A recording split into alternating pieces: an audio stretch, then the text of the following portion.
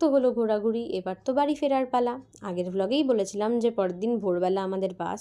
তো আমি আর কাটতেই চলে এসেছিলাম সেদিনকে, ভাইয়া আর ছোটো মামি তখনও ওখানে ছিল। আমাদের বাসের টাইম ছিল 5টা নাগাদ, আর আমরা 7:30টার সময় মামাবাড়ি থেকে বেরিয়ে চলে আসি বাস স্ট্যান্ডে। অ্যাকচুয়ালি আমাদের সঙ্গে একটা মামাও ছিল, তো মামার বাসটা একটু আগে ছিল বলে আমরা সবাই মিলে একসাথেই চলে এসেছিলাম স্ট্যান্ডে। তারপরে টাইম মতো আমাদেরও বাস চলে আসে আর আমরাও উঠে পড়ি বাসে। বেশ কিছুটা আসার পর আমরা তো টুকটাক খাচ্ছিলাম মাঝে মাঝে, আর আমি তার সাথে গানও শুনছিলাম, কিন্তু কাট্টি বেচারা এখানে ঘুমিয়েই পড়েছিল। আসলে ভোরবেলা উঠতে হবে বলে আগের দিন টাইমলি শুয়েছিলাম, কিন্তু বকবক থামাবো তবে না ঘুমাবো, এই করে তো আমি ঘুমিয়েছি 1টা আর কাট্টি ঘুমিয়েছে 2:30-এর সময়। যাই হোক, তারপরে শক্তিগড়ে হল্ট দিয়েছিল, সেখান থেকে আমরা খেলাম ঝালমুড়ি, কারণ ওখানে এছাড়া লুচি পাওয়া যাচ্ছিল, আর তেলের খাবার আমাদের ওই গরমে আর খেতে ইচ্ছা করছিল না, ওই জন্য আমরা ঝালমুড়ি খেয়েছি।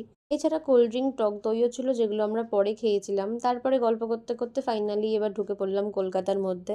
তো 11টার মধ্যে আমরা ধর্মতলা নেমে পড়েছিলাম, আর বাবাইয়া আনতে এসেছিল। দেন ওখান থেকে মেট্রো করে শিয়ালদা, তারপর ট্রেনে করে বাড়ি। বাই।